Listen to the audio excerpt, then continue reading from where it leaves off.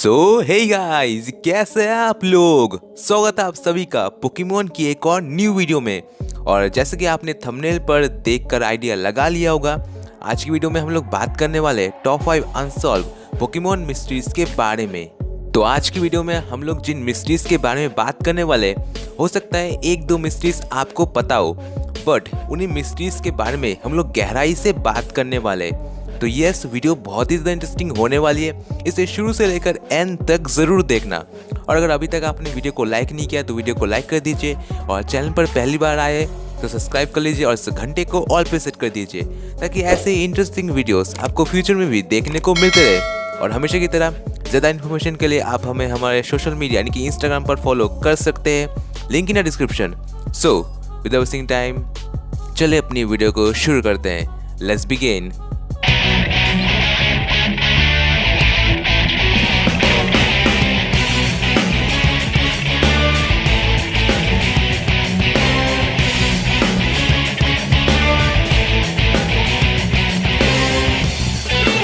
तो हमारी पहली मिस्ट्री है, आखिर मिस्टी के साइडक के सिर में दर्द क्यों होता है। ऑब्वियसली गाइस, मैं सिर्फ मिस्टी के साइडक की बात कर रहा हूँ, क्योंकि पूरे पोकेमॉन के एनीमे में बस मिस्टी का ही साइडक एक ऐसा साइडक है जिसके कि सर में हमेशा दर्द होता रहता है। तो हम लोग इसी मिस्ट्री के बारे में बात करने वाले हैं कि आखिर हम जो देखते हैं कि हमेशा साइडक अपने सर को पकड़ के रखता है, आखिर उसके सर में दर्द होता है, क्यों होता है, आखिर इसका रीज़न क्या है, उसी के बारे में हम लोग जानने वाले हैं। तो यहाँ पर हम लोग बात करें मिस्टी के साइडक की, तो पोकेमॉन के एनिमे में शुरू से ही मिस्टी साइडक को पकड़ना नहीं चाहती थी, बट किस्मत ने दोनों को कुछ मिला दिया और साइडक मिस्टी के टीम में आ गया। पोकेमॉन की सीरीज़ में साइडक ने हमें काफ़ी ज़्यादा एंटरटेन किया, पर जहाँ पावर दिखाने की बात आए तो साइडक थोड़ा सा पीछे है। और जब भी साइडक के सिर में दर्द होता है तब वो अपनी असली पावर को दिखाता है। और आखिर साइडक के सिर में दर्द क्यों होता है, तो इसको लेकर टोटल 2 थ्योरीज बनाई गई है। तो पहली थ्योरी ये कहती है कि साइडक के पास इतनी मानसिक शक्ति है कि वो अपने अंदर उसे कंट्रोल नहीं कर पाता, जिस वजह से साइडक अपनी पावर को कंट्रोल नहीं कर पाता और उसे मुश्किल होती है। इसलिए साइडक के सर में हमेशा दर्द होता है और साइडक अपने सर को हमेशा पकड़ के रखता है। और जब साइडक के सर में बहुत ज़्यादा दर्द होने लगता है तब उसकी असली पावर बाहर आती है। तो हमारी दूसरी थ्योरी ये कहती है कि साइडक की याददाश्त बहुत ही कमज़ोर है। जी हाँ गाइस, याददाश्त यानी कि साइडक की जो मेमोरी पावर है वो बहुत ही कम है, और यहाँ तक कम है कि वो अपने साथियों को भी पहचान नहीं पाता, यहाँ तक कि अपने ट्रेनर को भी पहचान नहीं पाता। और साइडक की याददाश्त इतनी कमज़ोर है कि वो अपने अटैक्स भी यानी कि मूव्स भी बिल्कुल ही भूल जाता है। इसलिए जब भी मिस्टी साइडक को कोई अटैक करने को कहती है तो साइडक वो अटैक नहीं कर पाता, क्योंकि एक्चुअल में साइडक वो अटैक को भूल जाता है या उसका नाम उसे याद नहीं रहता। और याद ना रहने की वजह से ही साइडक के सिर में बहुत ही ज़्यादा दर्द होता है और साइडक अपने सिर को हमेशा इसलिए पकड़ के रखता है। वैसे इसको लेकर एक और थ्योरी है जो कि कहती है कि आपको याद होगा एक एपिसोड था जिसमें कि हमें साइडक को पहली बार इंट्रोड्यूस किया गया था। उस एपिसोड में आपको याद होगा कि हिप्नो और ड्राउजी सभी पोकेमॉन को अपने कंट्रोल में कर लेते हैं, पर एपिसोड के आखिर में वो सभी को ठीक भी कर देते हैं, बट साइडक ठीक नहीं हो पाता। तो थ्योरी ये कहती है कि जब ड्राउजी और हिप्नो अपने साइकिक पावर का इस्तेमाल साइडक पर करते हैं, और साइडक भी क्योंकि एक साइकिक पोकेमॉन है, तीनों के साइकिक पोकेमॉन की जो पावर है वो एक साथ साइडक के दिमाग में क्लैश होती है। तीनों की पावर एक साथ क्लैश हो जाती है साइडक के दिमाग में, जिसकी वजह से साइडक के दिमाग में इसका बहुत ही बुरा असर होता है। इसलिए साइडक के सर में हमेशा दर्द होता है। इन तीनों थ्योरीज में से आपको कौन सी थ्योरी सच लगती है, ये मुझे कमेंट करके ज़रूर बताइएगा। अब बात करते हैं म्यूटू के मिस्ट्री के बारे में। ये तो हम सभी जानते हैं कि म्यूटू पूरी दुनिया का सबसे इंटेलिजेंट पोकेमॉन है। इवन म्यूटू को पोकेमॉन वर्ल्ड के सबसे स्ट्रॉन्गेस्ट पोकेमॉन में से भी एक गिना जाता है। म्यूटू के क्रिएशन की बात करें तो ये तो सभी को पता है कि म्यूटू को म्यू के डीएनए से बनाया गया था, और म्यूटू एक क्लोन पोकेमॉन है जिसे कि साइंटिस्ट ने बनाया था। और गाइज, पोकेमॉन की पहली मूवी में भी हमें यही सब दिखाया जाता है। पर गाइज, क्या आपने पोकेमॉन ओरिजिन देखा है? अगर आपने नहीं देखा तो आपको देखना चाहिए। क्योंकि पोकेमॉन ओरिजिन के एपिसोड में हमें म्यूटू के क्रिएशन के बारे में काफ़ी कुछ पता चलता है। तो पोकेमॉन ओरिजिन का हीरो रेड की मुलाकात लेवेंडर टाउन में एक बूढ़े अंकल से होती है और वो बूढ़े अंकल कहते हैं कि उन्होंने म्यूटू को बनाया था।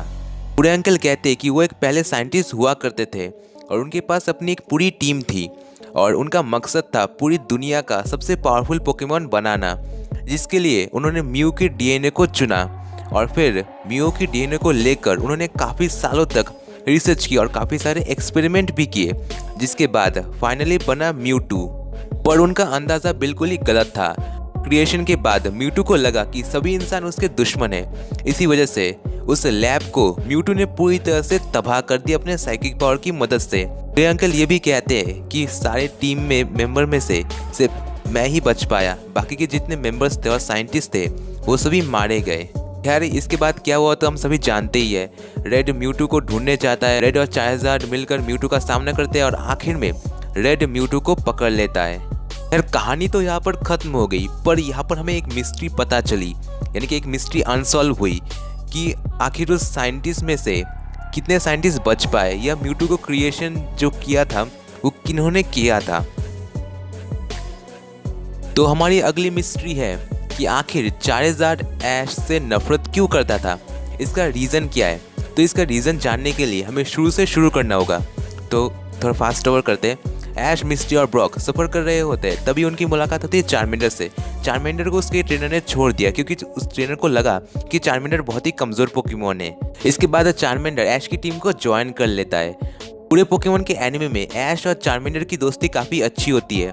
फिर एक एपिसोड में जाकर चार्मेंडर चार्मिलियन में इवॉल्व हो जाता है, पर इवॉल्व होने के बाद से चार्मिलियन ऐश की बात मानना छोड़ देता है और चार्जार्ड में जब वो इवॉल्व होता है फिर तो कुछ फर्क नहीं पड़ता। चार्जार्ड वैसा का वैसा ही रहता है, ऐश की बात बिल्कुल भी नहीं मानता। तो आखिर चार्जार्ड ऐश से नफरत क्यों करता था या फिर चार्जार्ड ऐश की बात क्यों नहीं मानता था, तो इसके लिए हमें थोड़ा पीछे जाना होगा। नहीं उतना पीछे नहीं, एग्जीक्यूटर वाले एपिसोड में। तो आप लोगों को याद होगा कि उस एपिसोड में चार्मेंडर चार्मिलियन में इवॉल्व होता है, पर उससे पहले चार्मेंडर काफ़ी सारे एग्जीक्यूटर का सामना करता है, यानी कि 100 से भी ज़्यादा एग्जीक्यूटर का। एपिसोड में सारे के सारे एग्जीक्यूटर जब अनकंट्रोल हो जाते हैं तो यहाँ पर सबकी उम्मीद चार्मेंडर से होती है और चार्मेंडर सभी एग्जीक्यूटर को रोक लेता है। पर आखिर इवॉल्व होने के बाद चार्मिलियन ऐश से नफरत क्यों करता है, इसकी रीज़न क्या है, मतलब इसका रीज़न क्या है। तो चार्मिलियन में जब वो इवॉल्व होता है तो गाइज यस, चार्मिलियन को घमंड आ जाता है, उसको घमंड होता है। उसे लगता है कि वो सबसे पावरफुल पोकेमॉन है। उसे लगता है कि जो पोकेमॉन 100 से भी ज़्यादा पोकेमॉन को हरा सकता है उससे पावरफुल क्या कोई हो सकता है? ऑब्वियसली नहीं। और इसी घमंड में चूर होकर चार्मिलियन और चार्जार्ड ऐश की बात बिल्कुल ही नहीं मानता था। पर आगे जाकर ऑरेंज लीग में जब वो ट्रेनर के पॉलीरैथ से हार जाता है और चार्जार्ड देखता है कि ऐश उसकी कितनी परवाह करता है, चार्जार्ड को पता चलता है कि वो कितना ज़्यादा गलत था और तभी से चार्जार्ड और ऐश काफ़ी ज़्यादा अच्छे दोस्त बन गए और चार्जार्ड ऐश की बात भी मानने लगा। तो गाइस पोकेमॉन के एनिमे में हमें एक एपिसोड देखने को मिलता है जिसमें कि हमें टोटल 2 लुगिया दिखाए जाते हैं। बट यहाँ पर क्वेश्चन ये आता है कि आखिर दोनों लुगिया कैसे हो सकते हैं, क्योंकि जितना हमें पता है कि लेजेंडरी पोकेमॉन सभी जेंडरलेस होते हैं। आखिर इसका रीज़न क्या है? तो काफ़ी रिसर्च करने के बाद मुझे ये पता चला कि ऑफिशियली इसको लेकर कोई भी खुलासा नहीं हुआ है अभी तक, बट इस मिस्ट्री को लेकर काफ़ी सारे फैन में थ्योरीज है। तो बात करते हैं हमारे पहले फैन में थ्योरी के बारे में। तो बात करते हैं पहले सेलेबी के बारे में। तो आपने पोकेमॉन की 3rd मूवी तो देखी होगी, जहाँ पर मूवी के एंड में जब सेलेबी पूरी तरह से मर जाती है तब कई सारे सेलेबी आकर सेलेबी को बचाते हैं। वैसे गिराटिना की मूवी में कई सारे शेमन, यानी कि मूवी के एंड में कई सारे शेमन आते हैं और चले जाते हैं। तो हमें इससे पता चलता है कि लेजेंडरी पोकेमॉन और मिथिकल जितने भी पोकेमॉन है वो भी कई सारे हो सकते हैं आर्सिस को छोड़कर। तो ऐसा भी हो सकता है कि जो दूसरा लुगिया था वो बड़े लुगिया का छोटा भाई या कोई और लुगिया भी हो सकता है। तो इसके बारे में ऑफिशियली तो कुछ बताया नहीं गया और फैन में थ्योरीज की कोई गारंटी नहीं है, सच नहीं भी, बट जितना ये थ्योरी लग रहा है वो सच ही हो सकता है। आप लोगों को क्या लगता है कमेंट करके मुझे ज़रूर बताइएगा।